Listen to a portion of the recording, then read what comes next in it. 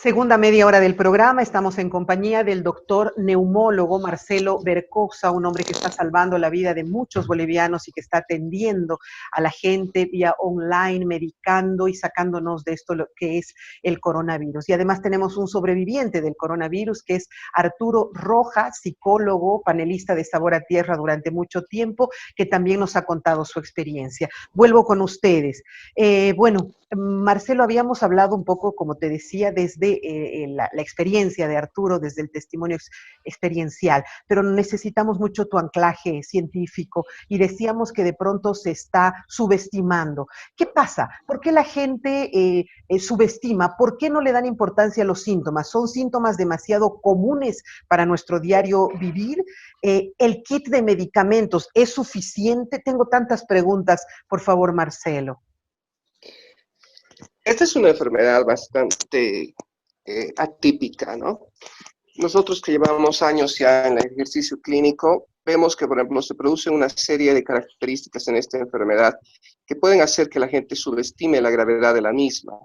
Entre ellas, por ejemplo, hay un síntoma, se llama la hipoxia silente. Eso significa que las personas pueden tener muy bajos registros de oxígeno, y eso se puede verificar mediante una gasometría o incluso de una forma mucho más simple, mediante un oxímetro de pulso.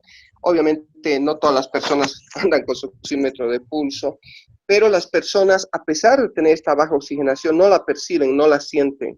Este virus tiene la característica prácticamente de modificar nuestras alarmas, diría yo, cerebrales para sentir esta falta de oxigenación. Normalmente cuando tú estás con baja oxigenación, comienza a haber una respuesta de fatiga, de sensación de falta de aire, de ahogo. Eso es algo normal. Pero lo que pasa en el coronavirus es que hay personas que pueden estar en límites críticos de oxígeno y no lo perciben, se sienten aparentemente bien. A ver, pero como esto lo es que ocurre con solamente por la noche, porque Arturo nos refería que era por la noche cuando se sentía así, pero que la asfixia pasaba en el transcurso del día. ¿Por qué? Tenemos ritmos corporales, ¿no? Y tenemos un ritmo guiado por las hormonas suprarrenales, el ritmo circadiano del día, y esto puede hacer que se modifique. Pero decía, esta es una característica, ¿no? A pesar de la baja oxigenación, las personas no lo sienten, y cuando comienza ya a haber la fatiga y la falta de aire, es que la enfermedad ha avanzado demasiado. Y a partir del momento que comienza a aparecer a veces esta falta de aire, esta sensación de ahogo, pueden pasar apenas 24, 48, 72 horas para un colapso final y que la persona termine prácticamente en terapia intensiva o falleciendo. O sea, eso hace que obviamente no se estime, ¿no?, la gravedad de la enfermedad. Yo no siento nada, estoy poco sintomático, tengo algún dolor muscular, un dolor de garganta, pienso que es como mucha gente lo ha sentido, como una gripe un poco más fuerte que la habitual, pero de pronto ya cuando comienza la falta de aire, yo ya siento que algo grave está pasando, pero ya no me da el tiempo para reaccionar. A ver, las redes sociales pueden ser muy positivas como también muy negativas. Y hay una serie de ejercicios para ver cómo están tus pulmones, a ver, respirar, retén la respiración. ¿Sirve de algo esto o por el contrario entorpece? Yo creo que lamentablemente no, porque el pulmón es un órgano muy noble.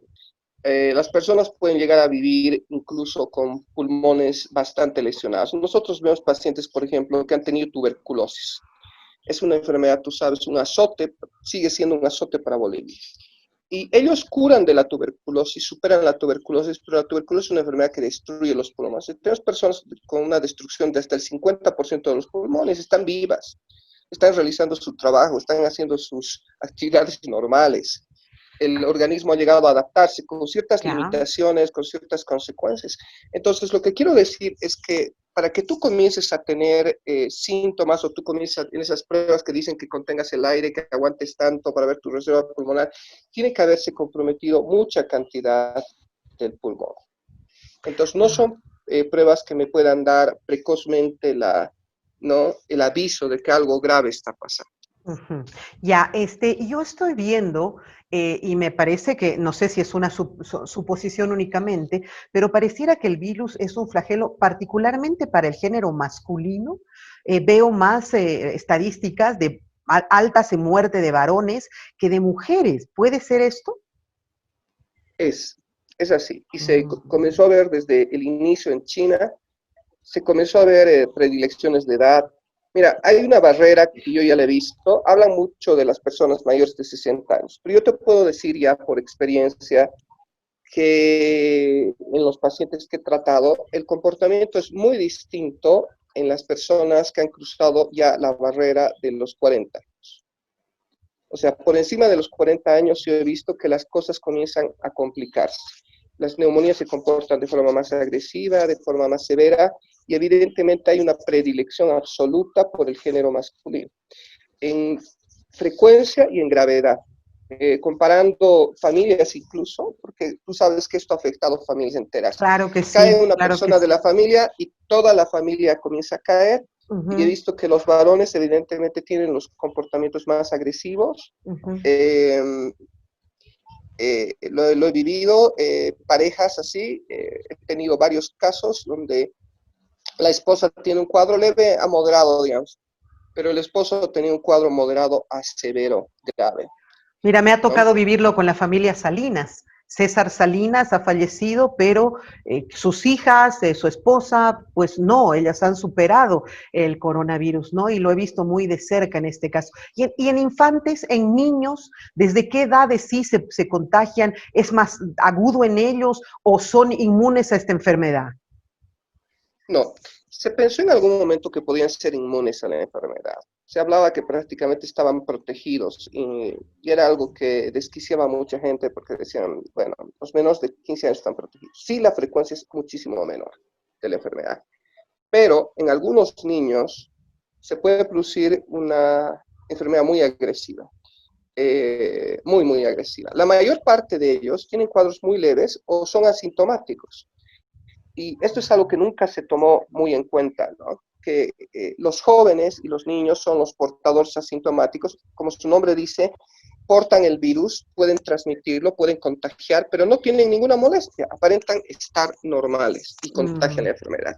Pero Pero hay un contagian. subgrupo de niños que desarrollan una enfermedad grave, que es similar a una enfermedad rara que veíamos. Esta enfermedad se llama vasculitis de Kawasaki, que es una enfermedad cuya frecuencia está en 1 en 100.000, 1 en 200.000 personas, y que particularmente en Bolivia prácticamente casi no se ha visto.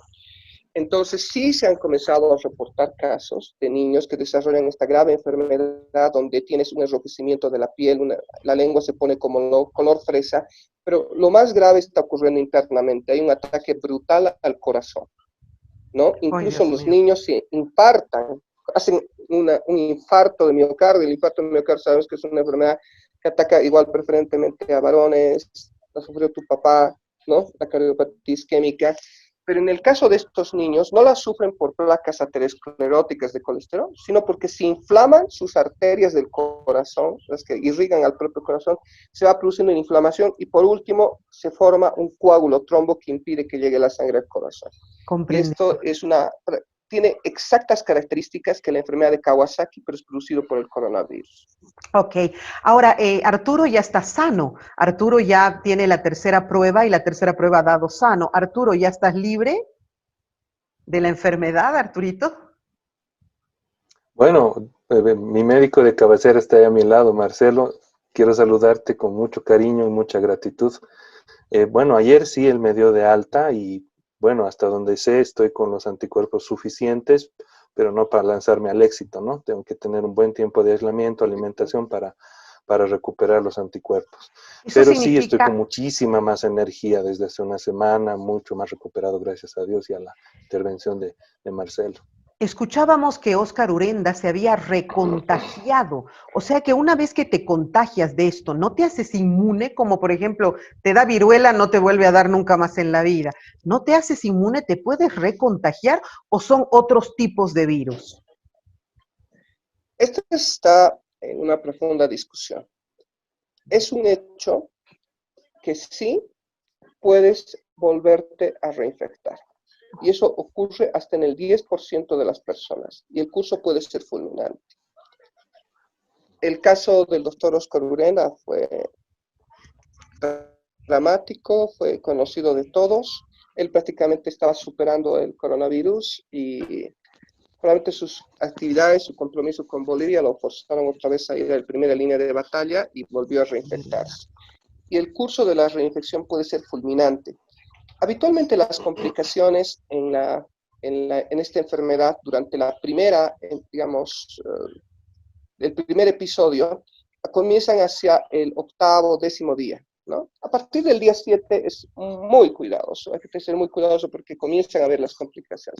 Pero cuando hay la reinfección, en 72 horas te puede llevar a la muerte. Wow, Es muy rápido. fulminante, muy rápido, muy fulminante. ¿Y por qué ocurre esto? Porque parece ser que no todas las personas, para comenzar, forman la suficiente cantidad de anticuerpos.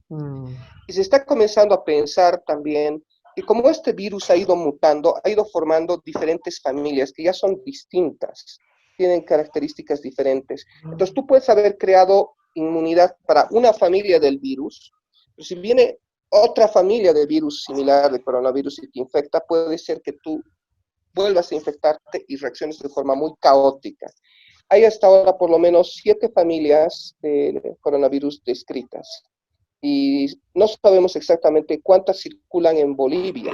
Se piensa que pueden haber por lo menos 2 que estén circulando, una que proviene de la familia italiana y española, que tiene hasta sus síntomas característicos, que son esta alteración de la percepción de olores, de la percepción del sabor, tiene una característica que es esta hipoxia silente, de que la persona tiene grave compromiso pulmonar, pero no lo siente, está oxigenando mal, pero no lo percibe, piensa estar bien. Y la familia americana, ¿no? Que ha llegado a Nueva York, sobre todo, que afectó duramente a Nueva York. Y también tiene sus características, ¿no? Entonces, se piensa que por lo menos 2 estarían circulando en Bolivia. ¿Por qué no podemos tener la certeza? Porque no hemos hecho una codificación genética de los virus que están circulando. Ya, pero a mí me queda una duda esto. Entonces, este plasma que se está requiriendo con tanta urgencia y que sí debería ser un plasma con los anticuerpos necesarios, ¿realmente te ayuda o es muy poco un efecto placebo solamente? No, tiene efecto, pero es muy variable. Porque para comenzar, por ejemplo, cuando tú extraes a una persona, no todas las personas extraen forman la misma cantidad de anticuerpos, de defensas, no todos. Hay los realmente hiperinmunes que forman títulos altísimos, hasta de 20 veces el límite superior de anticuerpos. Y estos son Wow. los mejores donantes.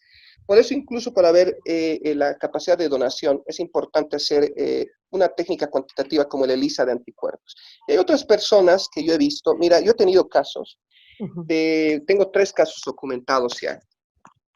Han hecho infección por coronavirus confirmada porque hemos tenido los 2 tests de polimerasa de reacción en cadena en tiempo real a PCR-RT positivos.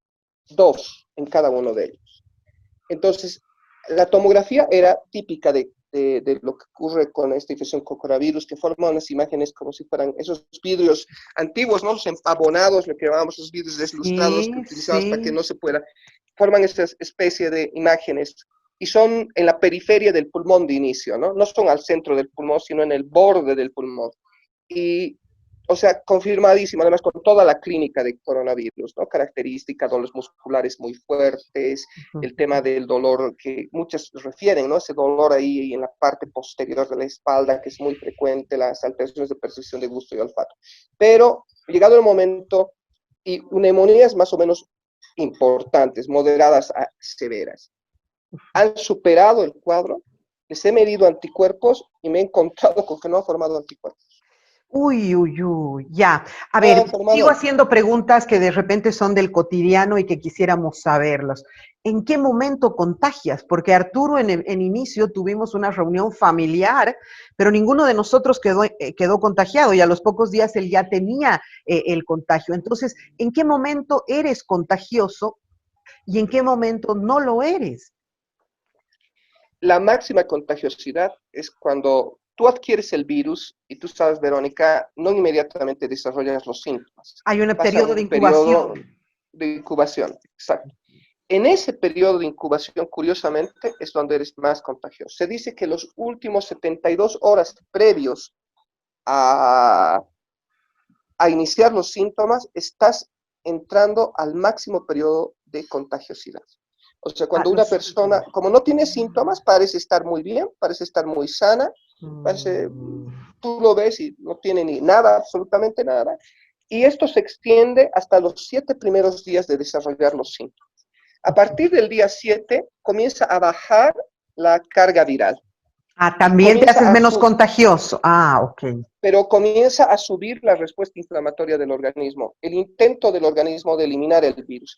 Y en 20% de las personas esta inflamación es tan grande que esta reacción del propio organismo comienza a autodestruir el propio organismo, comienza a autoagredir el propio organismo y ataca de forma muy virulenta a los pulmones, el corazón, el sistema nervioso central.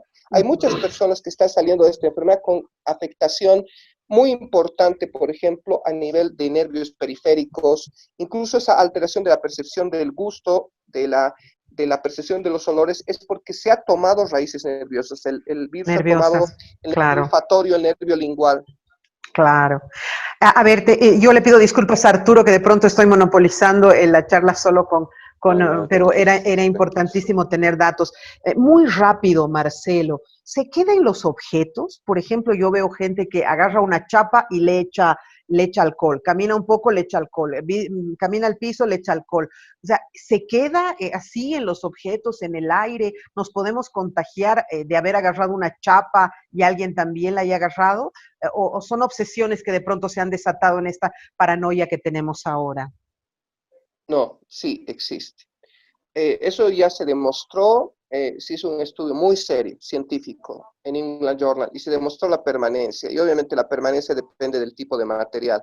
Materiales de tipo sintético y plástico, que no son porosos, son los que tienen mayor tiempo de permanencia. Y en el aire fue una discusión, incluso la OMS dijo al inicio, negó, pero ya este estudio había demostrado que puede permanecer hasta 3 horas. Los coreanos del sur han hecho también otro estudio, y más o menos el tiempo de permanencia en ambientes cerrados, en ambientes sin ventilación, puede ser hasta de 3 horas. Obviamente es muy diferente en el aire, en ambientes abiertos. Ahí puede permanecer quizá algunos segundos o 1 minuto, 2 minutos, pero la propia corriente lateral, la propia apertura del ambiente hace que se disperse obviamente el virus y disminuye rápidamente la carga viral. Por eso es muy importante la ventilación. Yo siempre a mis pacientes les recomiendo, incluso cuando están aislados y su familia no está contagiada, de hacer una muy buena ventilación de la habitación, ¿no? Renovar el aire, los pulsos de aire frecuentemente. Okay. Ese es un gran dato. Mis otras preguntas. ¿Arturo se ha curado? ¿Arturo has usado dióxido de cloro en algún momento que de pronto la gente piensa que esa es una gran solución para poder sanar de este tema, Arturo? Perdón, está sin audio. Exacto. No, yo estaba con audio, perdón. No, para nada, ningún tipo de estas medicaciones, porque como te decía al inicio del programa, también entramos mentalmente a una negociación de la enfermedad y una negación de los síntomas. Y ahí empezamos como que a tomar de todo el consejo de la abuelita, los antibióticos autoprescritos, y no, en mi caso no. Y lo que me ha definido ha sido la falta de aire real, y ahí fue donde ya pedí el auxilio. Marcelo, dióxido de cloro, eucalipto, hay una nueva planta que creo que también se está utilizando. ¿Qué tanto efecto tiene esto en nuestra realidad? Sí, yo te decía, el dióxido de cloro, el eucalipto y otras plantas, mi chico, no sé qué, hay una nueva planta, ¿qué efectos producen?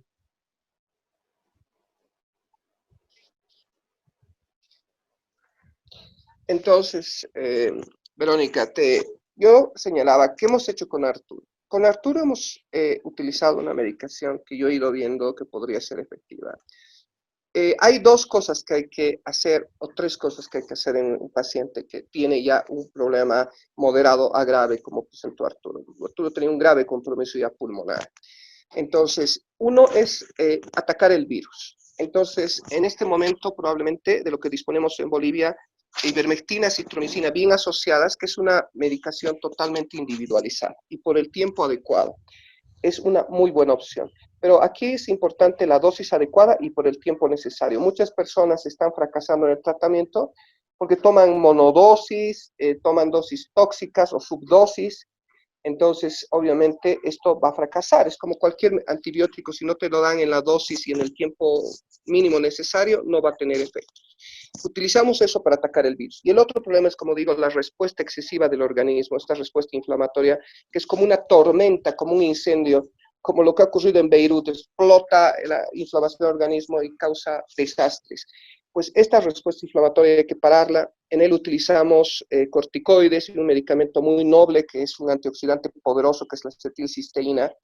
Y el tercer línea es evitar que se formen coágulos, porque esta enfermedad va formando coágulos que bloquean la conexión del corazón y el pulmón, impiden que el corazón bombee la sangre oxigenada a los pulmones, es como más o menos lo que nos ha pasado en Bolivia, ¿no? Que el bloqueo que impedía que pase el oxígeno a los pacientes, pues hay un bloqueo por coágulos que impide que el corazón mande la sangre a los pulmones y se oxigene. Y el pulmón no puede oxigenar la sangre y morimos por falta de oxigenación. Esto se llama embolia pulmonar. También se pueden formar émbolos a nivel cerebral y ocasionar obviamente problemas de habla definitivos, parálisis de mi cuerpo, de un brazo. Y para prevenir esto se utiliza anticoagulantes de forma preventiva, tromboprofilaxis. Entonces le inyectábamos diariamente a Arturo sus inyecciones, en este caso de enoxaparina, para prevenir que esto ocurriera. Y es así como hemos logrado O ir sea, este sacándolo es un adelante. tratamiento caro, este es un tratamiento costoso, es un tratamiento que de pronto no es accesible a toda la población. No, No. lamentablemente es un tratamiento de costo, es un tratamiento de costo. Y peor en un momento en el cual se han acabado los medicamentos y las farmacias han comenzado a especular con los costos, y es más, hasta en las farmacias se ha acabado el medicamento y hay personas que están teniendo que buscar en redes y que les están vendiendo los medicamentos a 3 o 4 veces el costo original. Ok. Mi última pregunta, y un poco ya tengo que ir cerrando el programa. Marcelo, se viene una vacuna. Rusia ha presentado una, Estados Unidos está presentando otra, Oxford, Inglaterra otra. ¿Tenemos esperanza ahora que me dices que ya son varias las familias del coronavirus?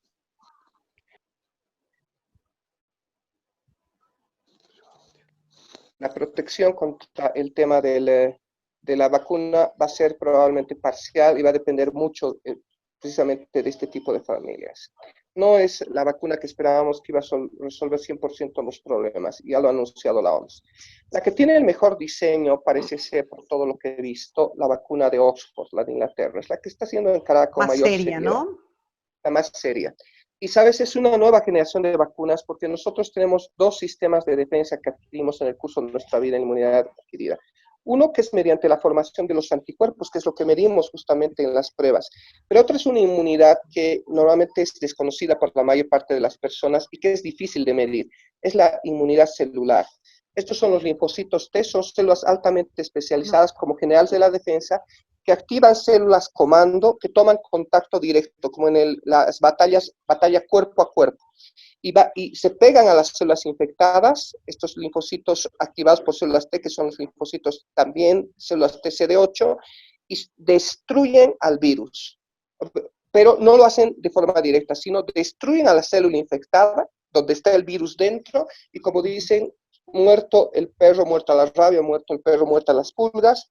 Y este sistema de la inmunidad celular es activado por esta vacuna de Oxford, cosa que no ocurría con las vacunas previas. Ah, ya. Y la inmunidad celular es clave en el control de enfermedades también como la tuberculosis o el VIH-Sida. ¿Qué quiero decir? Se ha abierto una nueva ruta que va a permitir incluso el diseño de nuevas vacunas efectivas contra estas enfermedades. Oxford está a través de su investigación. Incluso por eso la descubridora o la principal investigadora es candidata probablemente al premio Nobel. Porque Seguro. no solamente es una vacuna contra el coronavirus, es una vacuna que puede abrir nuevas rutas. ¿Qué pasa con la vacuna rusa? La vacuna rusa no ha pasado por una extensa fase 3. No tiene este mecanismo dual. Es una vacuna que básicamente va a usar un virus, un adenovirus, como transportador del genoma del coronavirus, de una secuencia representativa, y va a activar sobre todo la formación de anticuerpos. O sea, no es nueva en ese sentido. No es como la vacuna de Oxford que activa tanto la inmunidad de anticuerpos humoral como la inmunidad celular. Y por otra parte, no ha pasado por ensayos de tipo 3, o sea, no ha sido extensamente utilizado en en un grupo de pacientes de forma controlada, y aquí viene el tema de la seguridad. O sea, si hablamos de seguridad... Sí, se ha congelado el video. De todas maneras, ha quedado muy clara la explicación de Marcelo. Marcelo, se me congeló el video tuyo. Arturo sigue todavía ahí, pero ya me tengo que despedir. Sí. Entonces decía, es la de mayor seguridad. Ok. ¿No? Me debes un programa más largo. Marcelo, me debes un programa más largo que te lo voy a cobrar la siguiente semana. 1 hora de poder hablar de esto, porque tu explicación es muy sencilla de comprender, tu terminología no nos hace una ciencia lejana, sino nos la trae, y yo te pido que me permitas tener una nueva entrevista contigo. Te agradezco mucho, te agradezco por estar salvando a los bolivianos, por salvar a mi hermano del alma y por salvar a mi familia también, porque a partir de ello todos nos hemos podido proteger. Marcelo, un gusto. Gracias. Muchísimas gracias, un honor, Verónica, estar en tu programa y pues ahí tener el testimonio vivo de uno de los pacientes que Dios nos ha iluminado, siempre Dios con su guía nos ha iluminado para ayudar a preservar su vida y restaurar su salud, siempre con la guía y la iluminación y sabiduría de Dios.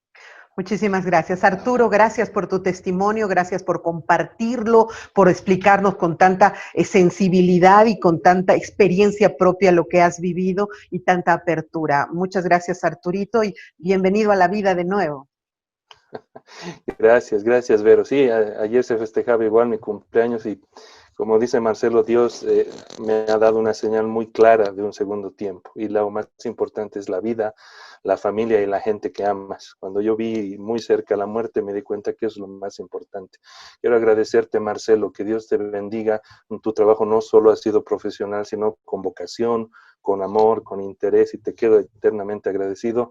Y Vero, hermanita, mis otros hermanos también, muchas gracias, me han auxiliado en el peor tiempo, y decirle a la población que esto hay que tomarlo en serio y hay que estar siempre de la mano de Dios, porque la fe en uno mismo se acaba, y se lo digo como psicólogo, siempre tenemos que tener fe en Dios, porque Él es el dueño de nuestra vida y de cuánto tiempo más estamos en esta batalla. Gracias a los dos, muchísimas gracias, un abrazo. Muchísimas gracias también a ustedes como televidentes. Estamos tratando de cumplir con esta información que nos parece fundamental en una terminología sencilla y con profesionales de lujo que nos puedan acercar al tema de la manera más simple, pero sobre todo de mayor aprendizaje. Un abrazo, nos encontramos mañana si Dios así lo permite. Hasta entonces.